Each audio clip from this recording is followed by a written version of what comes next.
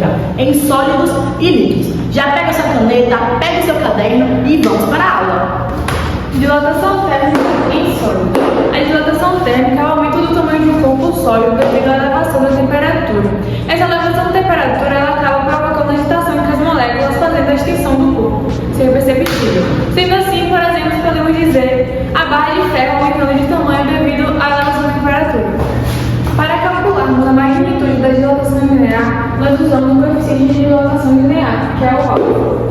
A dilatação térmica linear é um fenômeno físico que ocorre por corpos de formato linear, como canos, agulhas, cabos, etc., quando sofrem uma variação de temperatura. Um bom exemplo de dilatação linear da vida real é o entortamento dos trilhos do trem, evitado pelo uso das juntas de expansão. Dilatação térmica superficial é a variação da área dos corpos devido ao aumento da temperatura, representada pelo coeficiente de dilatação beta.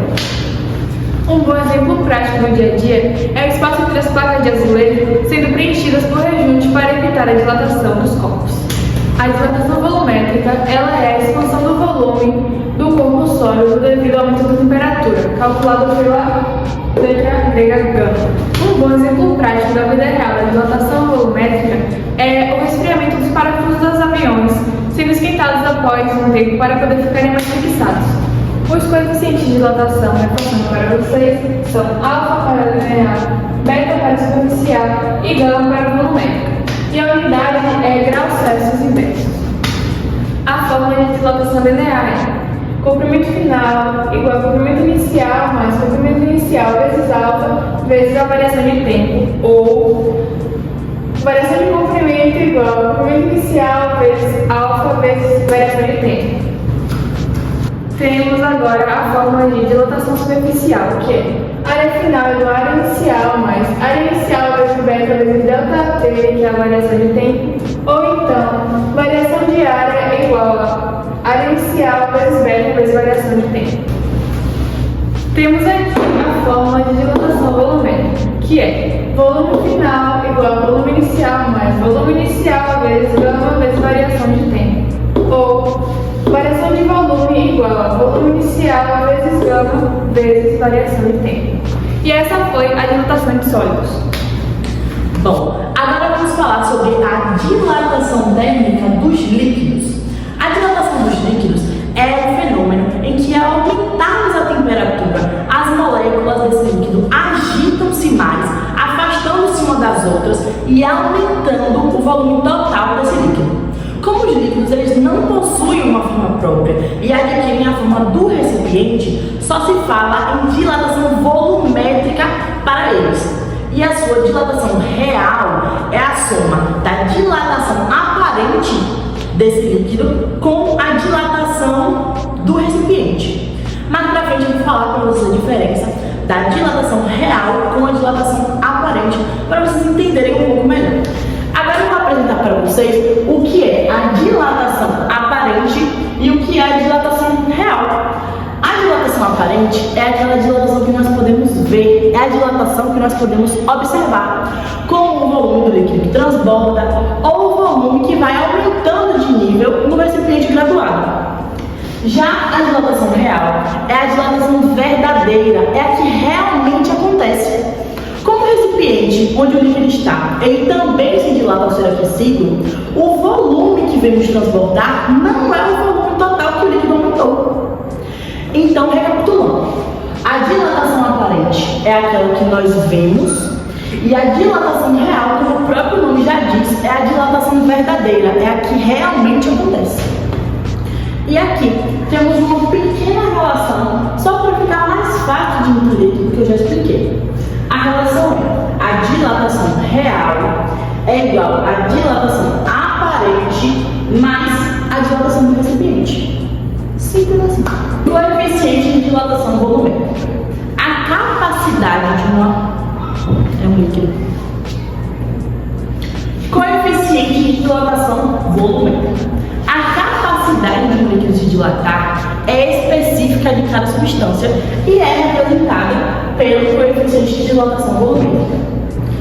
É por isso que alguns líquidos se dilatam mais do que outros quando aquecidos, mesmo com a mesma variação de temperatura. tanto para a engenharia quanto para o dia a dia. Um exemplo prático disso é em trilhos de trem, onde é deixado um espaço onde se acumula a expansão térmica, assim evitando o desregulamento. Para calcular essa questão, vamos utilizar da fórmula. Variação da área é igual a área inicial vezes beta vezes a variação de tempo. Bom, a questão não deu para a gente a área inicial, então a gente vai precisar calcular onde a área vezes π, que a gente deu, que é igual a 3, vezes o raio ao quadrado. A questão deu pra gente que o raio é 10 centímetros. Então, substituindo aqui, a área vai ser igual a 3 vezes 10 ao quadrado. Multiplicando, a gente vai obter 300 centímetros ao quadrado. Aí 10 centímetros, então a gente vai multiplicar a mesma coisa.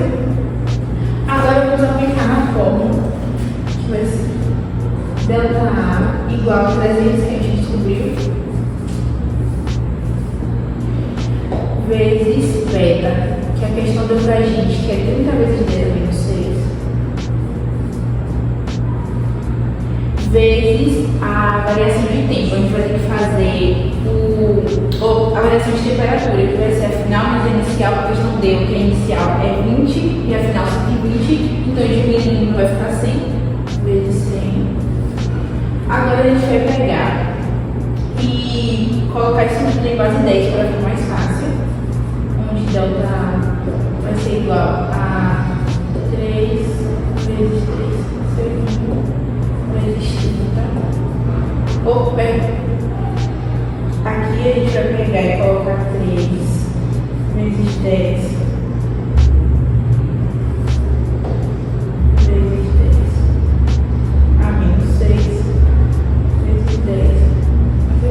Bom, agora a gente vai multiplicar o 3 com o outro 3, vai ficar 9. E a gente vai somar as bases 10. Para isso, como é multiplicação, a gente pode somar esse 2 com uma que é invisível, então vai ficar 3. 3 positivo com menos 6 vai ficar menos 3. Com 2 positivo, a gente vai ter menos 1.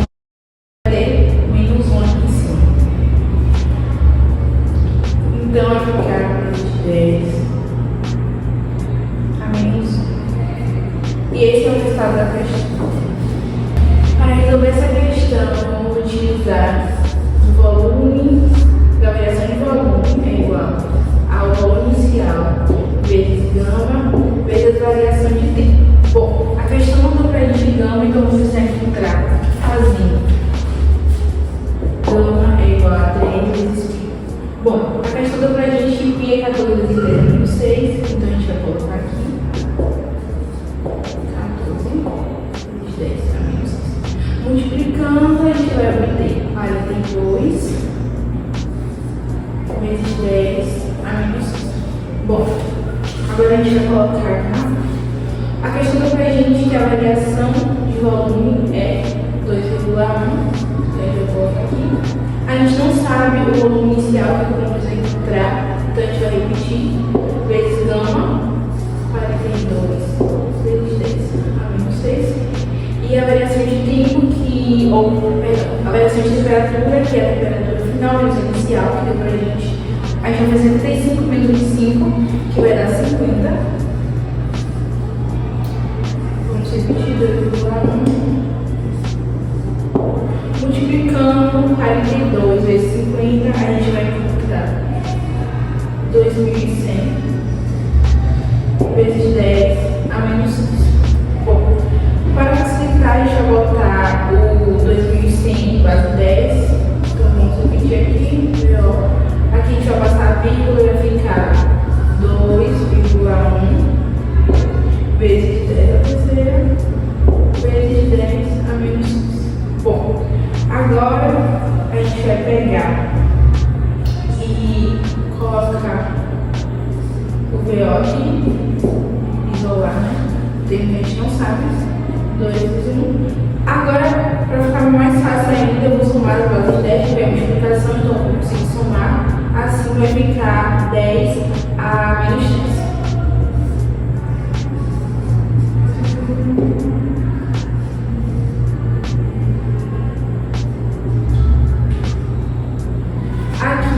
gente pode pegar e cortar porque eles são iguais.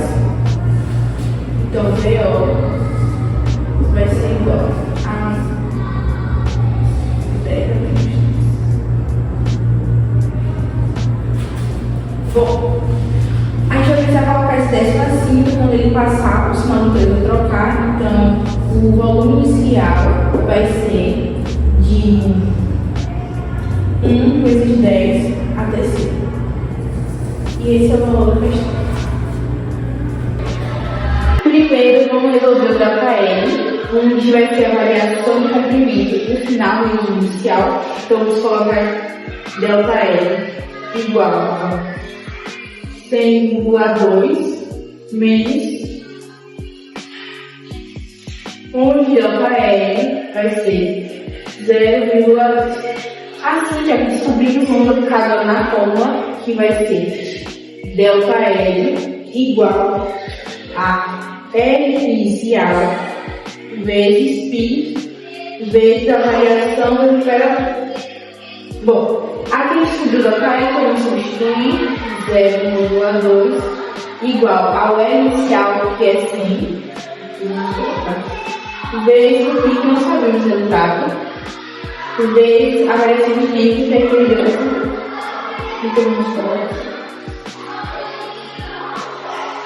Vamos repetir o 0,2 e multiplicar por 100 por 50, onde vamos adquirir 5.000.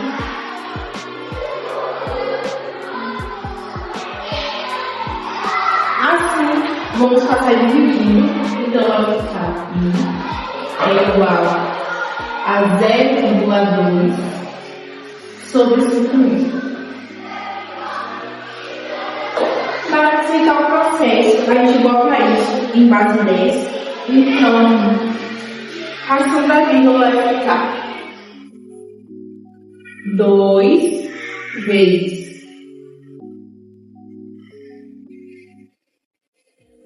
10 a menos 1 sobre 5 vezes 10 até 5. Assim, a gente vai pegar e dividir o 2 por 5, onde vai ficar 0,4. Vamos conservar a base. E assim, a gente vai passar esse 3, quando a gente passar para cima, o sinal dele vai trocar. Então, vai somar com menos 1, e vai ficar menos 4. Céus. Assim, descobrimos o resultado. A dilatação em líquidos tem sua aplicação prática em termômetros de mercúrio, onde o líquido ele se expande e sobe para o tubo para indicar a temperatura. Agora vamos para a questão B, onde pede o coeficiente de dilatação real do líquido. Para isso, a gente vai usar o gama real, onde ele é igual a gama do frasco mais gama parede. A gente vai repetir o gama real, dilatação maisinho. O gama do frasco a gente não tem, então a gente vai ter que fazer o cálculo para descobrir. E o gama parede que a gente já fez na letra A, que deu 2,5 vezes 10 a menos 4. Então, para descobrir o gama do frasco, a gente vai usar o frasco é igual a 3,π. O π, ele deu na questão que é 9 vezes 10 a menos 6, então a gente vai multiplicar.